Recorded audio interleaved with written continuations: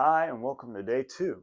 So, today we are going to talk about energetics, energetic alignment, and resonant frequencies or heart mind coherence. And so, the quote of the day is match the frequency to your chosen reality or most authentic timeline. And so, what heart and mind coherence are is when the heart and the mind are coherent or working together. And this could be very similar or synonymous with right and left brain hemisphere. When our brains hemispheres aren't working in conjunction together, it creates disconnection and imbalance in our life and in our body.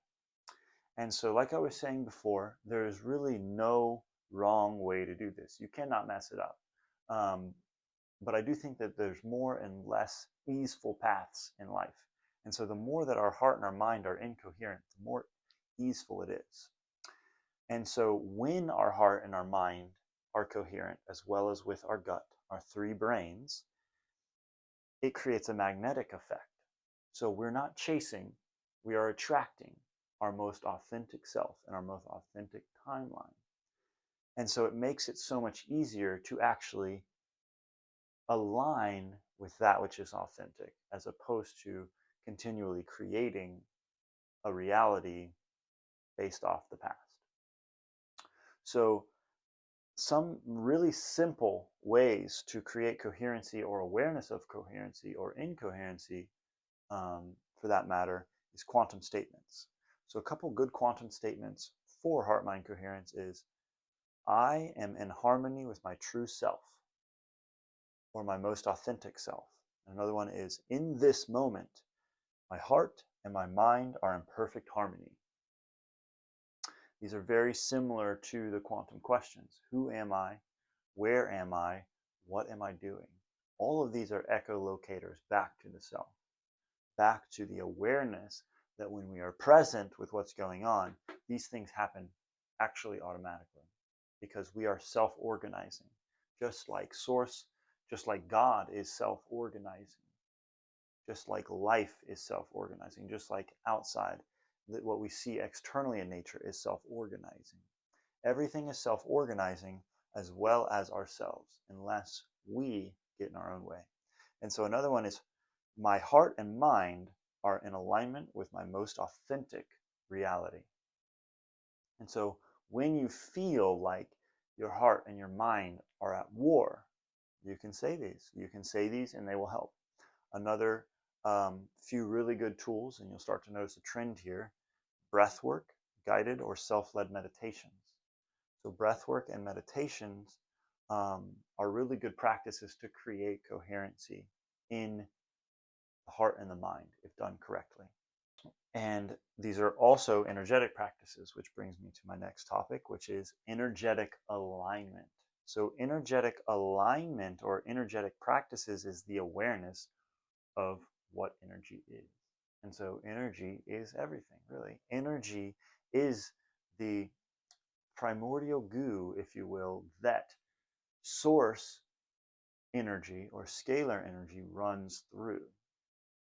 And so there's 2 types of primary energy. The first type is physiological energy. That is obviously lifestyle, metabolism, detox, eating, sleeping, movement, things of this nature, which you could have guessed, which I like to use the 4 doctors model, which comes from a lovely human named Paul Chek. He developed this. I studied under him for a little bit, actually. Taught me a lot of really good foundational principles for life. But a few are the 4 doctors model: Dr. Diet, Dr. Quiet, Dr. Movement, and Dr. Happiness. Diet is obviously pretty straightforward, what you bring into your life. But the not so straightforward aspect is also, what is the media consuming? What are the thoughts that you're holding on to? You know, your diet, your digestive tract digests more than just food. It digests energy. So when we can bring in things that are energizing and vitalizing to the body, it's going to increase our physiological, not only our physiological, but also our energetic, our subtle energy body. Quiet is obviously yin, when you go within, when you sleep, when you meditate, when you sit with yourself, when you reflect. These are all yin practices. And if you do too much yang and not enough yin, you will have byproducts of that. Movement.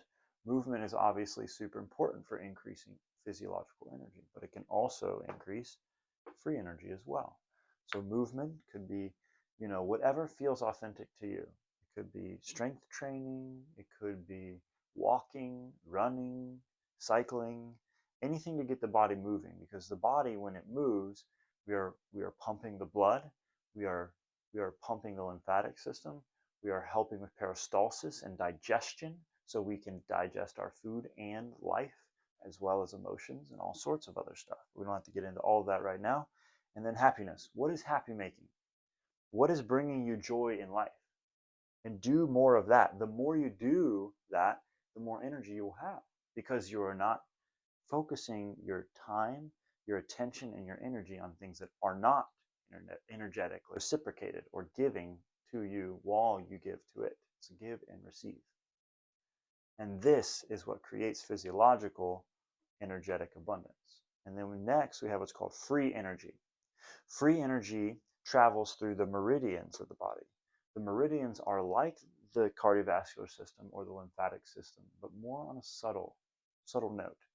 So the meridians are what allows the ether or the subtle energy from the quantum to travel into the physical form. And so free energy could be called chi, ki, prana, ether, life force, lumens, luminiferous ether, electromagnetic potential. All of these things, to me, really point the direction to free energy. And there is an abundance of free energy. Free energy is everywhere. And if you look outside, you look in the external natural world, nature does not know scarcity. There's no scarcity. Scarcity is the mind of the human. The mind creates scarcity. The mind creates separation. The mind creates the fear. The fear is not real. The fear does not exist actually in nature. Yes, obviously, you might have a gazelle running from a tiger. You might have a deer running from a mountain lion, whatever it may be. But that imprint does not stay in the animal. So they are only fearful to the degree that it is helping them get out of a situation that's not going to bring more life to their experience. But they shake it off, they let it go, and they move forward with life. And so the more that we can do that as well, it's going to bring more free energy into our life, is not get caught up on the things of the past, but allow ourselves to actually move forward in the direction that we want to go. And so some tools or action items that you can do to increase free energy would be things like qigong, meridian point work, or things like acupressure or kinesiology, these things, as well as more subtle works like energy work, Reiki, spinal flow, which is a beautiful practice, network, chiropractics, things of this nature, as well as fascial work. You can do fascial work. It actually frees up potential energy in the body. The turning the key practice, which is a meditation we're speaking on, we'll talk a lot about in this course. Breath work, meditation, going outside, earthing, sunlight, or visualization practices. And so honestly, the easiest way to increase free energy is sunlight. Sunlight is what brings life to all the planet.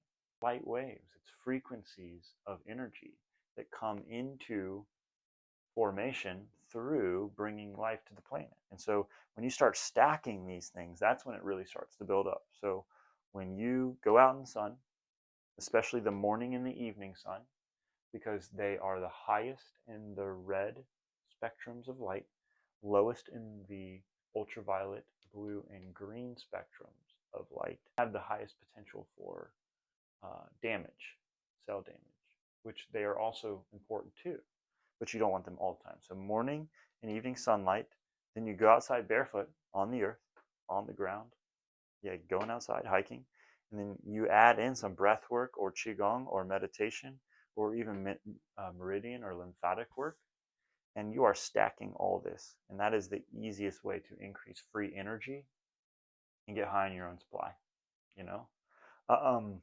So that is what the daily energy flow is really finding a practice or finding a flow that works for you. The truth is there's really no need for a practice, because once you get to the level of awareness, once you allow yourself to be in the level of awareness that you know that all of these things are happening from you, for you all the time, these things aren't as important. They're not as important because you are in a space of unconscious competence. It is emanating from you. You are radiating that energy. And these are fun too, because we're humans. We're having a human experience. So doing things that bring you joy, that give you energy, that get you moving, I think is good. Is good. So that would be the daily energy flow. And the resonance mapping is mapping your body and becoming aware of when your energy is low and your heart and your mind are not in a state of coherence. There's not in a state of synergy. And so when we can map ourselves and become aware of those moments when we're not, it makes it a lot easier to use these tools to get it back into resonance. So yeah, that's it for module 2. Feel free to rewatch this as many times as you want, and I look forward to seeing you in module 3. Hey guys, David here. So thank you again for tuning into this video series. I really appreciate having you here today. If this information, this wisdom resonates with you, feel free to like, share, subscribe, pass this on to someone you feel like might resonate with this information. As well as I have a option for donations here in the description. And so if that's something you feel called to, the donations really just kind of help further my ability to share this online education and to increase the quality and capacity to continue to do this. So really grateful to have you here and look forward to continuing the journey together.